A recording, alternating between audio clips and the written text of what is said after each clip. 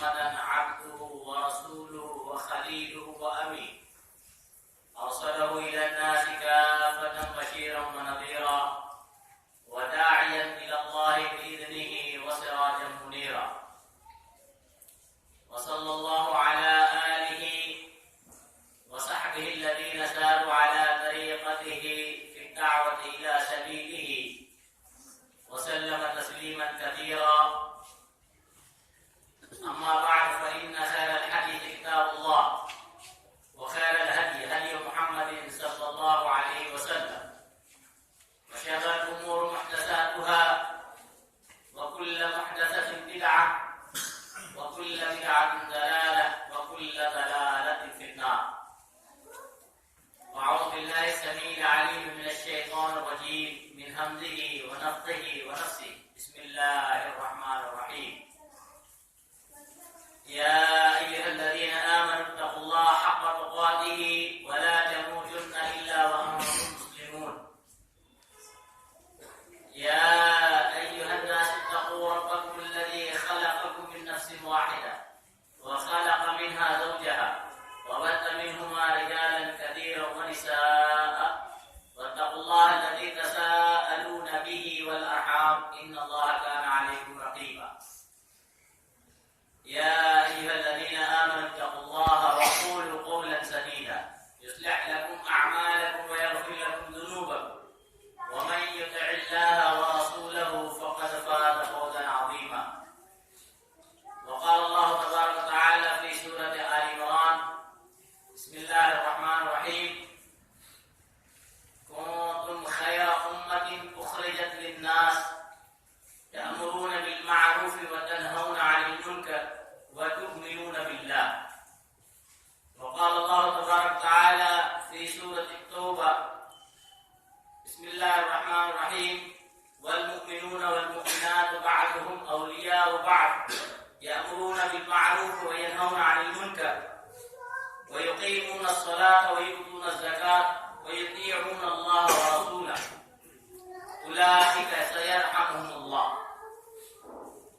وجاء في الحديث عن سعيد بن الخدري رضي الله عنه قال سمعت رسول الله صلى الله عليه وسلم يقول من رأى منكم منكرا فليغيره بيده فإن لم يستطع فبلسانه فإن لم يستطع فبقلبه وذلك أضعف الإيمان.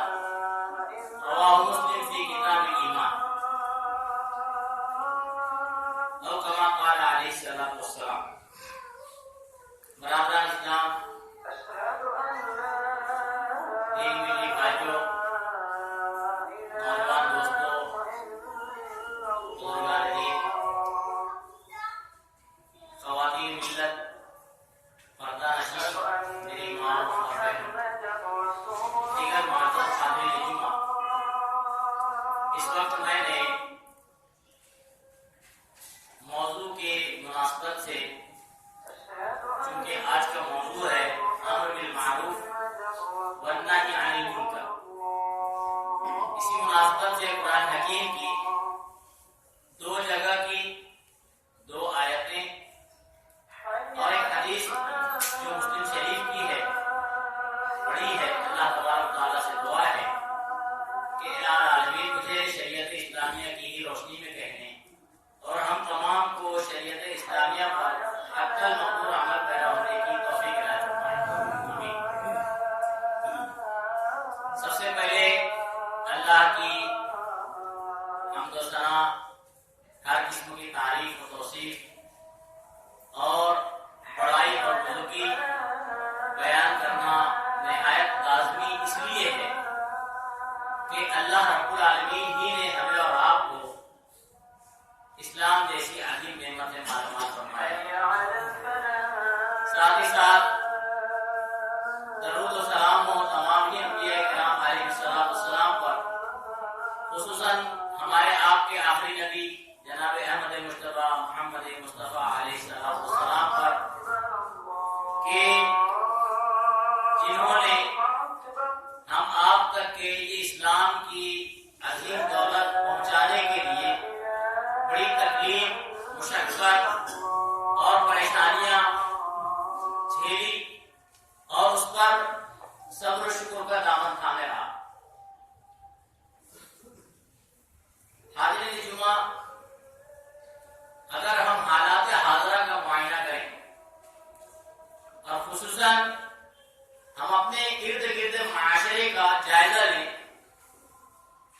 تو یہ بات کہنے میں غلط نہیں ہوگی کہ معاشرے کے اندر برائیاں روز بروز دن بدن بڑھتی ہی جا رہی ہیں اور لوگوں میں بشمول میں بدعمالیاں وجود پذیر ہے اور بڑھ رہی ہے. اس کی کیا وجہ ہے؟ اس کی 3 بنیادی وجوہات ہیں. پہلی وجہ ایمان کی کمزوری. دوسری وجہ جو معاشرے میں برائیاں عام ہو رہی ہیں اس کا دوسرا اہم سبب اور وجہ شر اور برائی کا پوری طاقت اور قوت کے ساتھ معاشرے پر حملہ اور ہونا. ایک تیسری وجہ جو بہت اہم ہے، معاشرے کا اور معاشرے والوں کا خصوصاً ایمان والوں کا امر بالمعروف اور نہی عن المنکر کے فریضے کو ترک کر دینا. یہ 3 بنیادی وجوہات ہیں جو معاشرے میں برائیاں جن کی وجہ سے جنم لے رہی ہیں، بڑھ رہی ہیں. یہ جو تیسری برائی ہے معاشرے میں مسلمانوں کا امر بالمعروف اور نہی عن المنکر سے تہی بالا کر لینا، اپنے آپ کو روک لینا، یہ ایسی برائی ہے کہ اس کی وجہ سے دیگر برائیاں بڑھ رہی ہیں. ایمان بھی کمزور ہو رہا ہے، معاشرے میں برائیاں جنم بھی لے رہی ہیں کیونکہ امت نے اس فریضے کو جو امت محمدیہ کا فریضہ قرار دیا گیا تھا چھوڑ دیا ہے. اب اور ہم غور کر سکتے ہیں، اللہ تبارک و تعالیٰ نے سورہ آل عمران سورہ نمبر 3 کی آیت نمبر 110 میں کہا کنتم خیر امت اخرجت للناس. اے لوگوں، کون؟ امت محمدیہ کے لوگ. اور اللہ کس سے مخاطب ہے؟ امت اجابت سے، جنہوں نے اللہ کو اللہ اور نبی کو رسول مانا ہے. اللہ ان سے مخاطب ہے. اور ہم معاشرے کا معائنہ کریں، غور کریں کہ مسلمانوں میں بہت ہیں لیکن مشرک ہیں. اللہ ماشاء اللہ زیادہ تر مشرکی ہیں.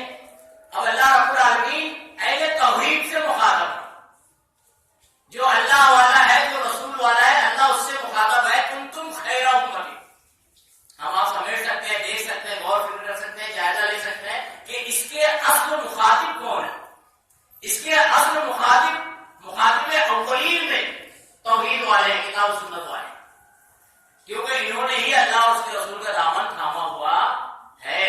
تو گویا اللہ ہم سے کہہ رہا ہے کنتم خیر امت، اے لوگوں تم بہترین امت ہو، تأمرون بالمعروف وتنہون عن المنکر. تمہارا فریضہ ہے، ذمہ داری ہے، کیا؟ بالمعروف، معروف بھلائی، نیکی، اچھائی کا حکم دو. یہ فریضہ اللہ نے بیان کیا ہے. اور وتنہون عن المنکر، ساتھ ہی ساتھ برائی سے روکو بھی. گویا یہ فریضہ اگر آدمی دیکھا جائے، علماء نے اس کے اوپر بحث کی ہے کہ فرض عین ہے کہ فرض کفایہ ہے. مجموعی طور پر اگر دیکھا جائے تو امت پر یہ فرض عین ہے، امت پر فرض عین ہے. افرادی سطح سے دیکھا جائے ایک فرد کی حیثیت سے تو کسی حالت میں فرض عین ہوتا ہے، کسی حالت میں فرض کفایہ ہوتا ہے.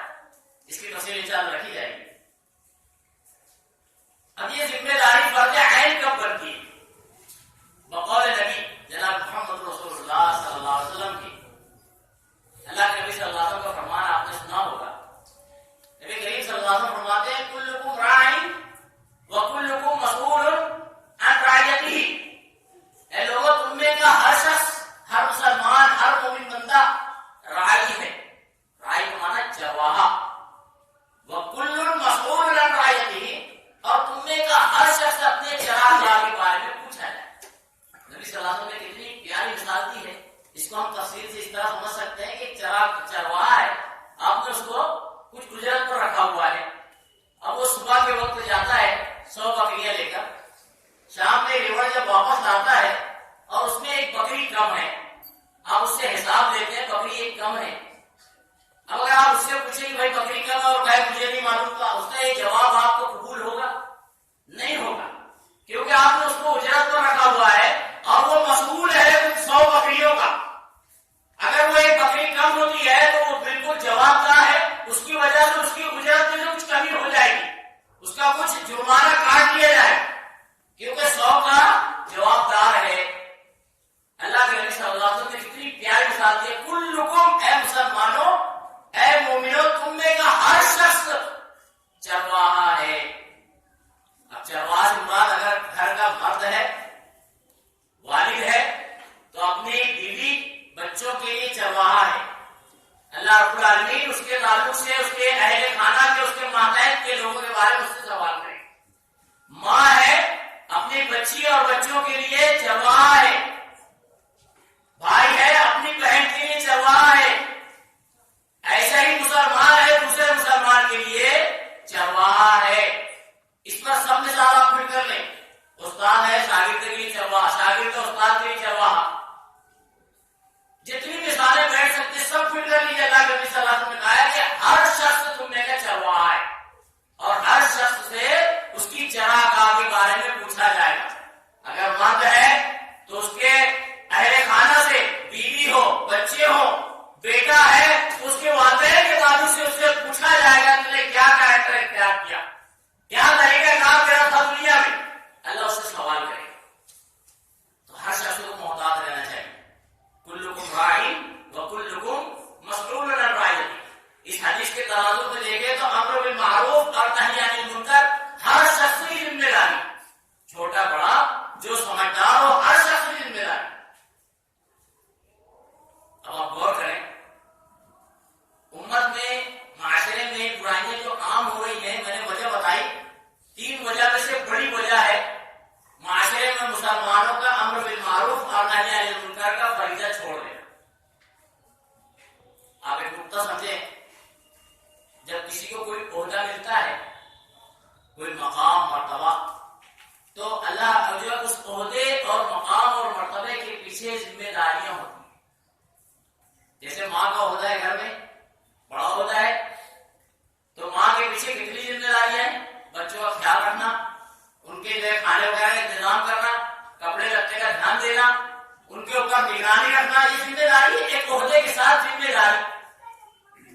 باپ ہے, ایک عہدے کے ساتھ ذمہ داری ہے کہ بچوں کے لیے, اپنی بیوی کے لیے, گھر کے خواتین کے اور دیگر لوگوں کے لیے پورا کاروبار کرے, تجارت کرے, حلال روزی کا انتظام کرے اور ان کے خوراک کا انتظام کرے, ان کے اوپر نگرانی رکھے. یہ ذمہ داری ہے. تو عہدے کے ساتھ ذمہ داری بھی ملتی ہے. اللہ رب العالمین نے امت محمدیہ کو عہدہ دیا ہے, ایک مقام اور ٹائٹل دیا ہے. کیا مقام ہے؟ اللہ فرماتا ہے کنتم خیر امہ, اے امت محمدیہ بہت قسمت ہو تم لوگ, قسمت والے ہو, خوشحال ہو. کیوں کہ اللہ نے تمہیں دیگر امتوں کے بالمقابل خیر امہ کہا, بہترین امہ. اب ساتھ میں ذمہ داری بھی ہے, صرف عہدہ نہیں ملتا ہے, عہدے کے ساتھ ذمہ داری بھی ملتی ہے. اس کی ایک چھوٹی مثال, اب میں یہاں سے نہیں ہوں, آیا ہوں, اگر میں گھر میں ہی بیٹھا رہا ہوں, روم پہ رہوں, نماز صرف پڑھ جا کے چلا جاؤں, تو آپ 2-4 روز کے بعد مجھے کہو مولانا آپ ہفتے گھر چلے جائیں. کیوں؟ میں نے عہدہ تو سنبھالا, ذمہ داری نہیں سنبھالی. امت نے عہدہ سنبھال لیا ہے لیکن ذمہ داری نہیں سنبھال رہی. اللہ نے عہدہ دیا ہے کنتم خیر امہ, تم لوگ بہترین امت ہو, تمام امتوں میں پیاری امت ہو. لیکن کب؟ جب عہدے کے ساتھ ذمہ داری نبھاؤ گے تب. کون سی ذمہ داری ہے؟ 3 ذمہ داریاں لگیں. تأمرون بالمعروف وتنهون عن المنکر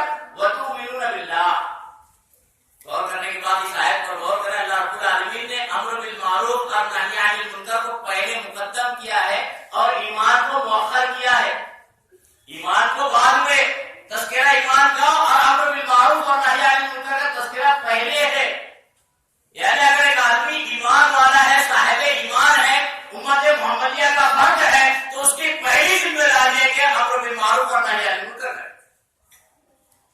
امر بالمعروف کے معنی کیا ہوتا ہے؟ بھلائی کا حکم دینا اور نہی عن المنکر برائی سے روکنا. یہ بہت اہم سبق ہے اور بہت اہم موضوع ہے. آج ہم اگر معاشرے پر غور کریں، اس سے پہلے کی امتوں پر غور کریں اور آج ہمارے حالات کا جائزہ لے لیں تو فرق کو بڑا محسوس ہوتا ہے. اس سے پہلے کی امت میں امر بالمعروف تھا جو باوقار کی عزت والے تھے، نہی عن المنکر تھا، اور جس قوم میں یہ چیز نہیں تھی اللہ رب العالمین نے اس قوم کو تباہ اور برباد کر دیا. کئی مثالیں قرآن حکیم میں، ایک مثال میں آپ کو سناتا ہوں. سورہ اعراف کو مطالعہ کریں. سورہ اعراف میں اللہ تعالیٰ نے آیت نمبر 163 164 165 166 اس کا تذکرہ کیا ہے کہ بنو اسرائیل میں ایک قبیلہ تھا، ایک جماعت تھی، ایک گروہ تھا جسے قیلہ کے نام سے جانا جاتا ہے. اس گروہ کا نام قیلہ ہے، قوم قیلہ. اب یہ کرتے کیا تھے؟ اللہ رب العالمین نے نقشہ کھینچا ہے.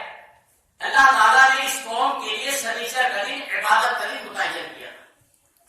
یہ تو اللہ کی بڑی رحمت امت محمدیہ کی. یہ ہم خوش قسمتی ہے کہ اللہ تعالیٰ نے صرف ہمارے لیے چند گھنٹے، اس میں سے نماز جمعہ کی تلقین ہے، پورا دن بھر عبادت کے لیے نہیں ہے. اس کے بعد بھی دیکھ لیجیے مسجد خالی ہے، مسلیان ہے، ابھی کچھ نہا رہے ہوں گے، کچھ کپڑے بدل رہے ہوں گے، کچھ تجارت میں لگے ہوں گے. جبکہ اللہ رب العالمین نے امت محمدیہ کے لیے حکم دیا ہے اذا نودی للصلاۃ من یوم الجمعہ، جب نماز پہ اذان دی جائے جمعہ کی، فاسعوا الی ذکر اللہ، تو سب کام چھوڑ دو، سب چھوڑ دو، سب پوری تجارت چھوڑ دو.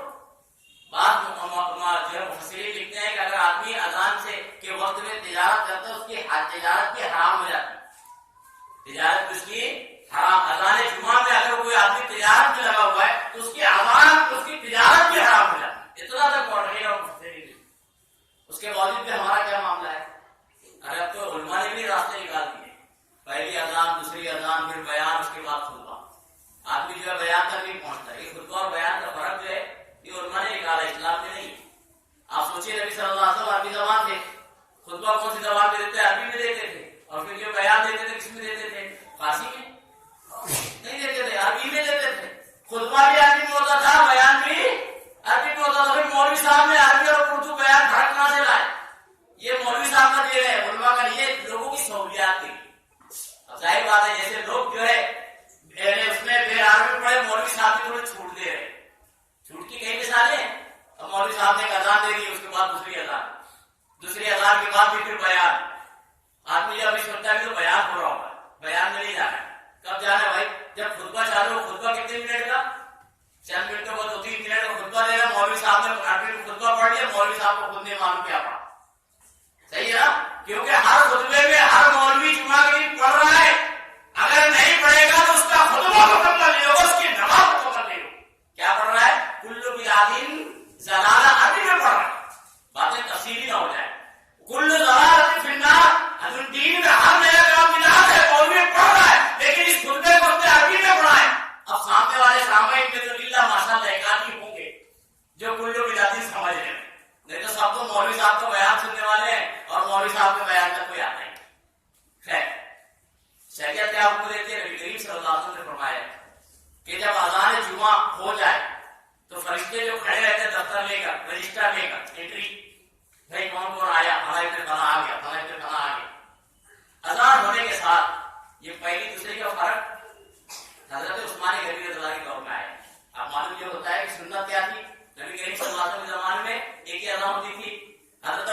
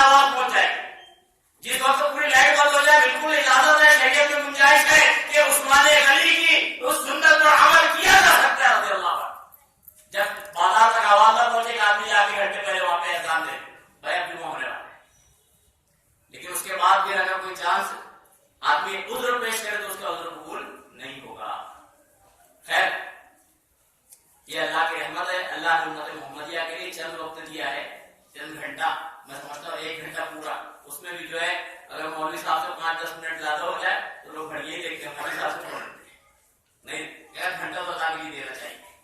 خیر یہ الحمدللہ اللہ کی نعمت، اللہ نے 1 ہی گھنٹہ دیا ہے، 1 ہی گھنٹے کی ضرورت سمجھ لیجیے بس، باقی دیگر امتوں کے لیے پورا دن بھر کا معاملہ تھا. اب اصحاب سبت کی بات تھی، پورا دن بھر گیلا والوں کی عبادت کا دن مقرر. اب اللہ رب العالمین جب قوم ظلم ہو جاتی کرتی ہے تو آزمائش بھی ڈال دیتا ہے. دیکھیے آج بھی ہمارا امتحان ہے، امت محمدیہ کے لیے امتحان ہے، یہ آزمائش ہی ہے. اصحاب سبت والا ہی معاملہ ہے. یہ غور کیجیے، سننے میں بھی آتا ہے، لوگ کہتے بھی ہیں یار جمعہ کے روز اس وقت جو ہے پبلک بہت رہتی ہے، تجارت بہت اچھی ہوتی ہے، لوگ جو باہر سے بہت زیادہ آتے ہیں.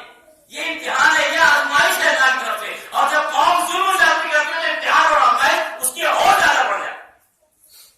یہی معاملہ تھا اصحاب سبت کا. بحر الجوم کے کنارے پہ ایک قوم واقع تھی، ان کا پیشہ خورد و نوش مچھلیوں پر تھا.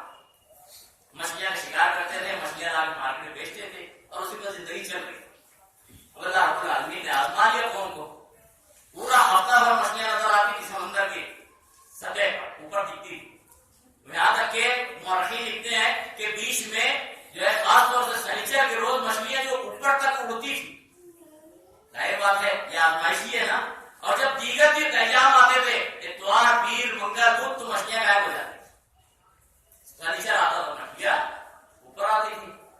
اب اس میں ایک گروہ نے سوچا، قوم بستی والوں نے، کیا کچھ ہیرا راستہ نکالا جائے، کچھ طریقہ کار. ارے ہمارے مولوی صاحب بھی نکالتے ہیں، دیکھیے کتنا فرق ہے، زیادہ فرق نہیں ہے. امت کو محتاط رہنا چاہیے. ہمارے یہاں مولوی صاحب الحمدللہ کتاب سنت والے مولوی اس سے بڑی ہے، میں سمجھتا ہوں اللہ ماشاء اللہ، لیکن عمومی طور سے الحمدللہ ثم الحمدللہ دیگر علماء ہیں اس میں ملوث ہے اصحاب السبت کے طریقہ کار. کیا بھائی مثال دے دیتا ہوں. مولوی صاحب کے پاس ایک بندہ آیا، مولوی صاحب زکات جو ہے تقریباً 50,000 ہو رہی ہے. تھوڑے پختہ سمجھ لیجیے. ظاہر بات ہے اگر 50,000 روپئے زکات سال میں بن رہی ہے تو اس کی انکم بھی اللہ رب العالمین نے کافی دی ہے، جبھی تو بن رہی ہے. یہ تو 5,000 زکات ہو جائے نا. لاکھ روپیہ زکات ہو رہی ہے، 5 لاکھ زکات ہو رہی ہے، جتنی زیادہ لاکھ میں زکات ہو رہی ہے اللہ نے اس کو نعمت کی ویسی نوازی ہے نا. اب مولوی صاحب کے پاس آیا، مولوی صاحب زکات ایسی ہو رہی کیا کروں؟ تو مولوی صاحب شارٹ کٹ راستہ ہوتا ہے. علماء نے لکھا کتابوں میں بھی ہے، اور یہ ایسی کتابیں جو مذہب کے نام پہ، اسلام کے نام پہ جو ہے علماء کو پڑھائی بھی جاتی ہے، بغیر اس کے پڑھے مولوی بنتا بھی نہیں. دیگر مسائل ہے، اگر کوئی ثبوت اور حوالہ چاہے تو اس کو دے سکتا ہوں. اب مولوی صاحب کے پاس ایک شخص آیا، مولوی صاحب کو راستہ بتائیے. تو مولوی صاحب دیکھ لیجیے، اسی لیے کہتے ہیں کہ پیروی مذہب کی مت کرو، پیروی مذہب کی جناب محمد رسول اللہ کی کرو تو انشاءاللہ برائی نہیں پڑو. اب مسئلہ کی پیروی ہوتی ہے تو راستے شیطان بہت زیادہ نکالتے ہیں. مولوی صاحب راستہ نکالتے ہیں، کیا اچھا ایک کام کرو، کون سے دن دینا ہے تمہیں؟ اتوار کے دن دینا زکات. تم سنیچر کے دن جو ہے کسی کو پیسہ دے 10,000 روپئے تھا رشتے دار. اب تم اس کے مالک ہی نہیں ہو، پیر آئے تو پھر سے لے دو. یہ ہیلا مولوی صاحب نے بیان کی ہے، کتابوں میں لکھا ہوا ہے، دلیل غلط نہیں ہے. آپ زبان سے کہہ رہے ہیں، اس کا عمل، اس کا واقعہ دلیل میرے پاس موجود ہے. علماء نے لکھا ہے حوالے. ہیلے جب ہیلے ایسے امت اختیار کرے تو نتیجہ کیا ہوگا؟ پھر اللہ رب العالمین کی رحمت سے دور ہو جائے گی اور ہوتی چلی جا رہی ہے. مولوی کا ہیلا ختم نہیں ہو رہا ہے. کئی ہیلے ایسے، ایک دو ہیلے نہیں، کئی ہیلے. خیر انہوں نے بھی ہیلا کیا، اصحاب السبت نے بڑی چڑھائی کہ ایسا کرتے ہیں. سنیچر کا معاملہ ہے نا، تو جمعہ کے دن اس سمندر سے ہٹ کے کنارے، ساحل کے کنارے ایک گڑھا کھود دیتے ہیں، اور گڑھا کھود دیتے ہیں. سنیچر کی جو مچھلیاں اٹھ رہی تھی، اڑ رہی تھی، وہ دھیرے دھیرے بہتے ہوئے پانی سے گڑھے میں آ جاتی ہے، اور اس کے بعد یہ گڑھا رات میں بند کر دیتے. جمعہ کی رات میں گڑھا بند ہو جاتا ہے. پورا قرآن کا مطالعہ کرے، سورہ اعراف میں اللہ نے نقشہ کھینچا ہے، آیت نمبر 163، 64، 65. گڑھا بند کر دیتے ہیں. بند کرنے کے بعد سنیچر کے دن اب وہ مولوی صاحب بھی ایسے ہو جاتے ہیں، عبادت میں لگے رہتے ہیں، بظاہر دکھنے میں تو عبادت ہی کر رہے ہیں. جب سنیچر کے دن پورا چلا جاتا ہے، اتوار کے دن گڑھا کھودتے ہیں، اتوار پیر اور مزے سے مچھلیاں کا شکار کرتے ہیں، اس کو بعد بیچتے ہیں. اللہ رب العالمین تو خیر ہیلے سے واقف ہی ہے، کیسے بھی بندہ ہیلا کرے. اللہ رب العالمین نے اس پورے واقعے میں اشارہ یہ ہے کہ اس میں 3 گروہ تھا. ایک کام یہ کرتا تھا مچھلیوں والا، ایک دوسرا گروہ تھا جو ان کو پہلے شروع میں روک رہا، روکتے روکتے تھک گیا، روکتے روکتے تھک گیا اور کہتے ہیں اللہ کے عذاب میں گرفتار ہو. ایک گروہ ایسا تھا جو ان کو مسلسل روک رہا تھا، مسلسل روک رہا تھا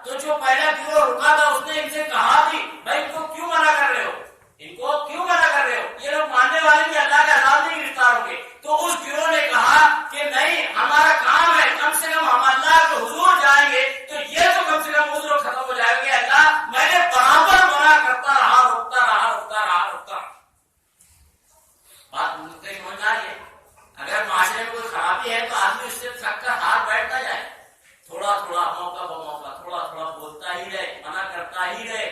ایسا نہیں کہ ماننے والی قوم نہیں ہے. آج ہمارے معاشرے میں عرف عام میں ایک جملہ بولا جاتا ہے، ارے سمجھتے نہیں. ارے کیوں نہیں سمجھتے؟ سمجھاؤ دھیرے دھیرے، بار بار موقع کو موقع سمجھاؤ، تھکو مت. آج امت تھک گئی ہے. خیر، تیسرا گروپ بہت سمجھاتا رہا، آخرکار نہیں مانے.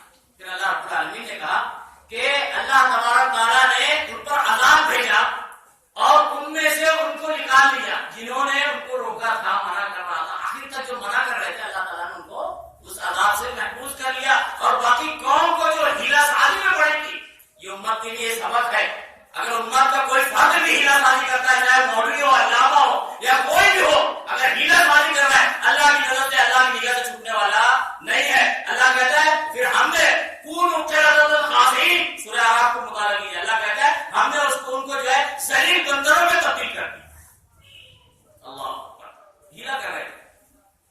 تو امر بالمعروف کے ساتھ نہی عن المنکر بڑا اہم ہے. یہ فریضہ بہت اہم ہے. امر بالمعروف کے مراتب ہیں. پہلی چیز یہ کہ امر بالمعروف میں 3 چیزوں کا ہونا بہت ضروری ہے. اگر کوئی آدمی نیکی کا حکم دے رہا ہے کسی کو یا برائی سے روک رہا ہے، تو 3 چیزوں کا اس کو پاس و لحاظ کرنا بہت ضروری ہے. پہلا یہ کہ علم و بصیرت کی بنا پر دعوت ہے. علم و بصیرت کی بنا پر نیکی کا حکم دے اور برائی سے روکے. کیونکہ اگر اسے خود نہیں معلوم ہوگا کہ یہ امر بالمعروف ہے، یہ نیکی ہے، تو وہ بدعات کو بھی، خرافات کو بھی نیکی سمجھ کر دے دے گا دعوت. اگر اس کو یہ نہیں معلوم ہوگا کہ یہ برائی نہیں ہے بلکہ اچھائی ہے، تو وہ اچھائی کو برائی میں بدل کر لوگوں کو اس کو اچھائی سے روک سکتا ہے. اس لیے اس کا علم ہونا ضروری ہے.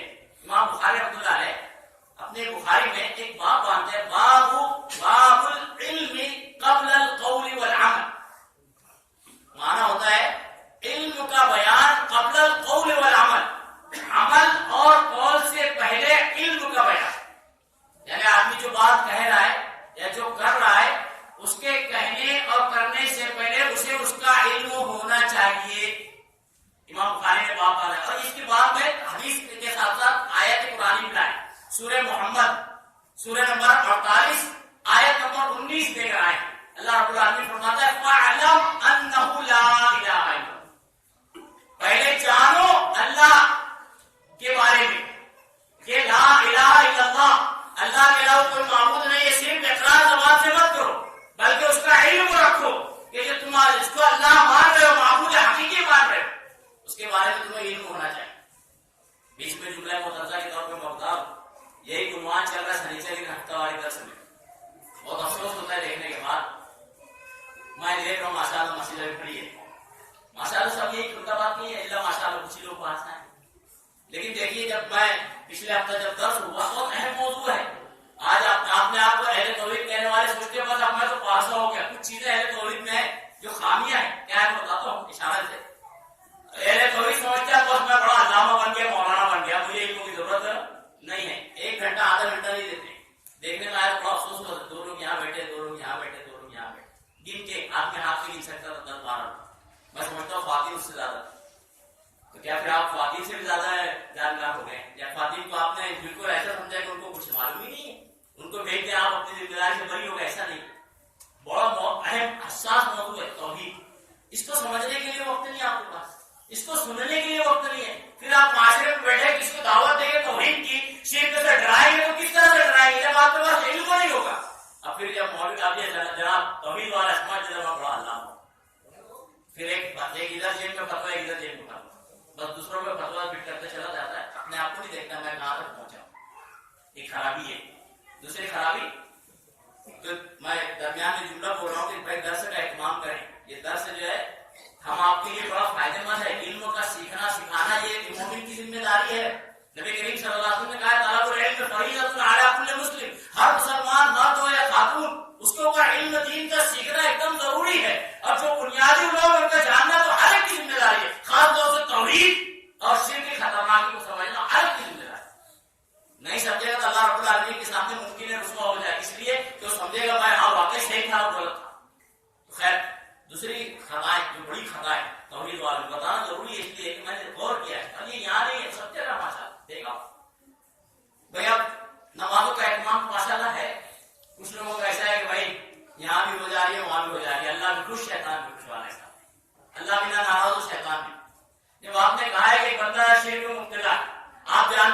मौलवी शिरक में मुब्तला है, बिदात खुराफात कर रहा है, और आप कुरान पढ़ते हैं, अल्लाह ने कहा है कि अगर ये नबी आपने भी शिरक किया तो आपके अमल ज़ाया हो जाएंगे। आप जानते हैं कि शिरक करने वाले के अमल ज़ाया हो रहे हैं। आप ऐसे शख्स के पीछे नमाज कैसे पढ़ रहे हैं? आपकी नमाज पढ़ रहे हैं, आप हो रही है, अगर आपकी नमाज आप गोया साबित कर रहे हैं कि मैं भी सही और मौलवी भी सही है। आप नमाज पढ़ रहे बताना चाहते हैं।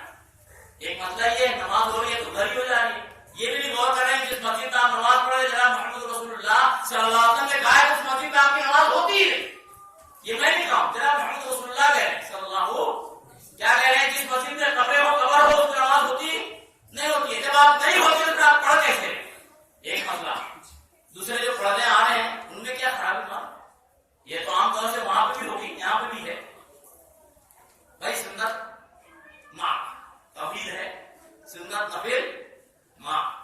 जब तक तौहीद नहीं कि माशाअल्लाह सुन्नत की 17 रकात 21 रकात ऐसा पढ़ रहा, सही है ना? अल्लाह ने तौफीक के लिए अल्हम्दुलिल्लाह किताब सुन्नत पर आ गया, बस 4 के बाद 6 और 7 भी नहीं पढ़ता। ये क्या मामला है? तौहीद से पहले आप 17 में परेशान थे, आपको तौहीद मिल गई तो आप 17 की बजाय 7 नहीं पढ़ सकते। ये तो अलमिया है, मुसलमानों के लिए खास तौर से ये तौहीद के लिए। सुन्नतों का एहतमाम नहीं होना चाहिए, सुन्नतों का एहतमाम होना चाहिए। अस्सलाम वालेकुम इंतजार होता है, चले जनाब, अरे साहबे किराम तो नमाज पढ़ते थे। हमें अल्लाह को जवाब देना है कि नवाफिल और सुन्नतें हमारे लिए जब उस वक्त काम आएगी, कब मालूम?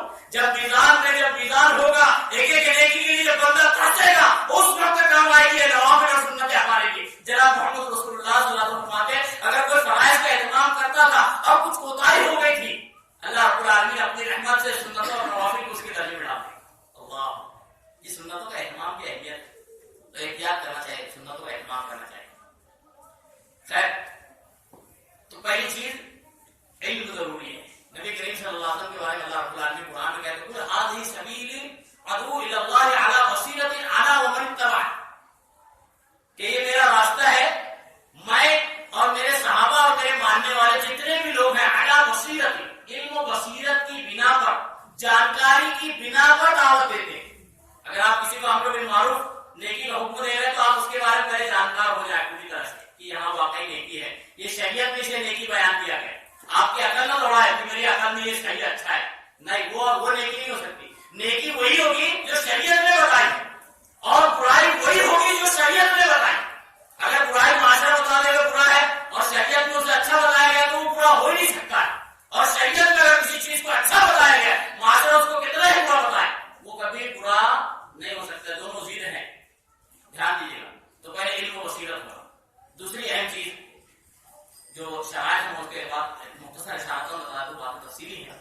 दूसरी अहम चीज कि जब आप ये तरीक़ेकार को लिख लें तो अम्र बिल मारूफ नेकी का हुक्म देने और बुराई से रोकने के लिए, तो दूसरी चीज है कि पहले आप बुर्दबार कैसे हो, जो है नर्म मिजाज वाले, नर्म रवैया, ये बड़ा माना रखता है।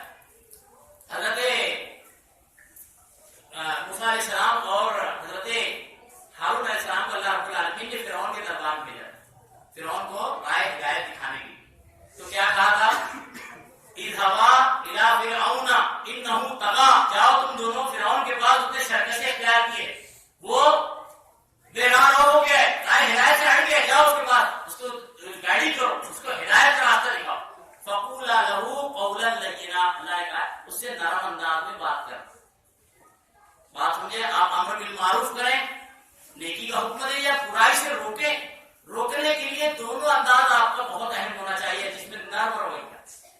आज हमारे यहाँ थोड़ा तौहीद जान देता है बस, उसके बाद तो फिर उसके ऊपर दौड़ पड़ता है। नर्म रवैया बहुत अहम है। 2-3 वाक़यात में इशारा देते हुए अल्लाह के नबी सल्लल्लाहु अलैहि वसल्लम जो है एक मरतबा जो है नमाज पढ़ा रहे थे, बीच में अभी इब्तिदाई इस्लाम को मरहला है, एक शख्स को छींक आती है, थोड़ा तफसील है, छींक आती है, वो बीच में जोर से अल्हम्दुलिल्लाह कहते हैं, बीच में एक दूसरा शख्स खड़ा होकर एक सहाबी अल्हम्दुलिल्लाह कहते हैं, दीगर सहाबे किराम उसको इशारा करते चुप हो जाओ, नमाज में गुफ्तगू नहीं करते। वो समझते हैं क्या है, मेरी माँ हमको घूम पाए, मेरी माँ मुझे घूम पाए, गुस्सा हो जाता है साहब, ये तकिया कलाम वहां का। तो उसके बाद बोलते क्या मामला है, तो अपनी रात को ठोकते और ठोकते हुए कहते खामोश रहो, वो इशारा समझ जाते हैं, खामोश हो जाते हैं।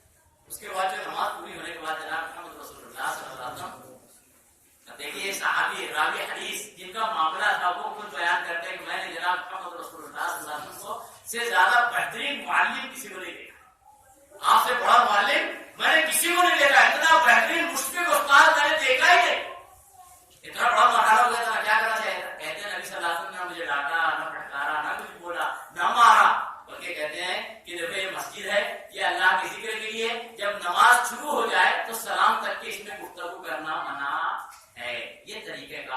تو قولا لینا نرم مزاجی بھی بڑی اہمیت کی حامل ہے. انشاءاللہ اس کی تفصیل رکھی جائے گی اندر.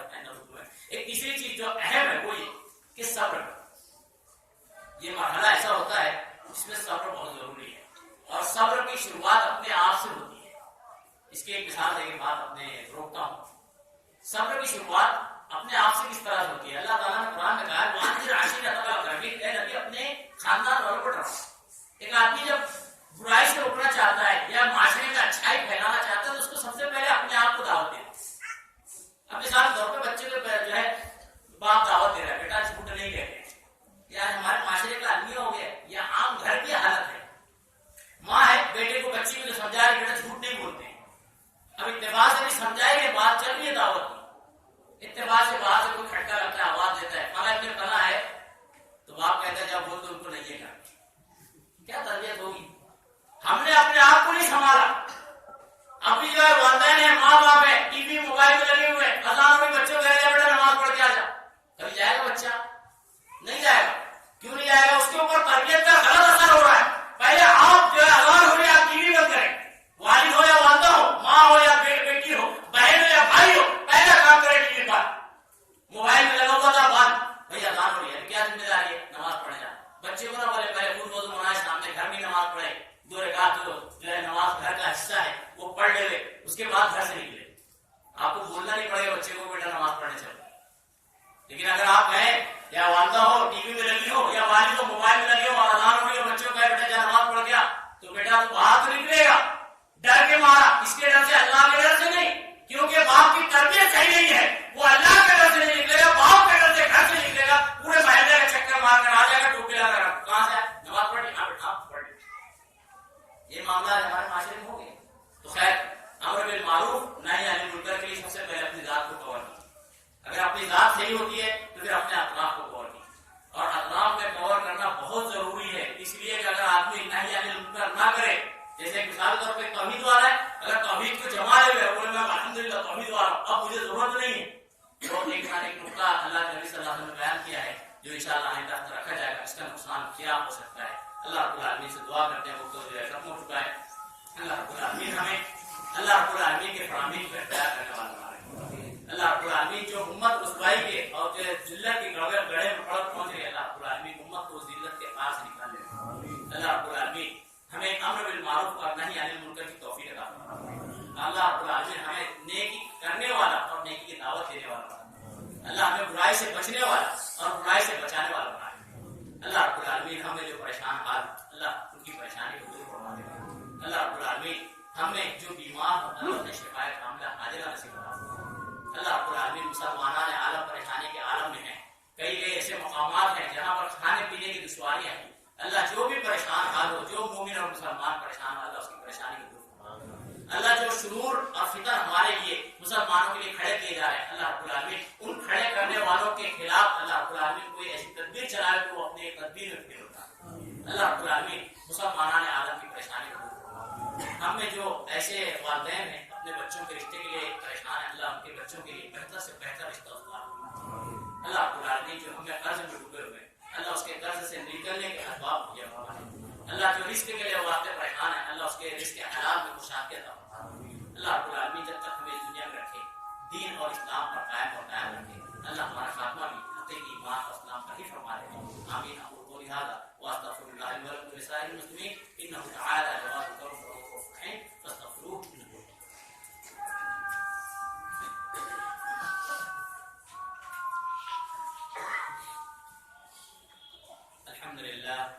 الحمد لله نحمده ونستعينه ونستغفره ونؤمن به ونتوكل عليه ونعوذ بالله من شرور انفسنا ومن سيئات اعمالنا من يهده الله فلا مضل له ومن يضلل فلا هادي له واشهد ان لا اله الا الله واشهد ان محمدا عبده ورسوله. اما بعد قال الله تبارك وتعالى اعوذ بالله من الشيطان الرجيم بسم الله الرحمن الرحيم ان الله وملائكته يصلون على النبي يا ايها الذين امنوا صلوا عليه وسلموا تسليما اللهم صل على محمد وعلى ال محمد كما صليت على ابراهيم وعلى ال ابراهيم انك حميد مجيد اللهم بارك على محمد وعلى ال محمد كما باركت على ابراهيم وعلى ال ابراهيم انك حميد مجيد اللهم انصر الاسلام والمسلمين اللهم اعز الاسلام والمسلمين واذل الشرك والمشركين اللهم انصر من نصر دين واخذل من خذل عن دين محمد صلى الله عليه وسلم ولا تجعلنا منهم آمين. عباد الله رحمني ورحمكم الله، ان الله يامر بالعدل والاحسان وايتاء ذي القربى وينهى عن الفحشاء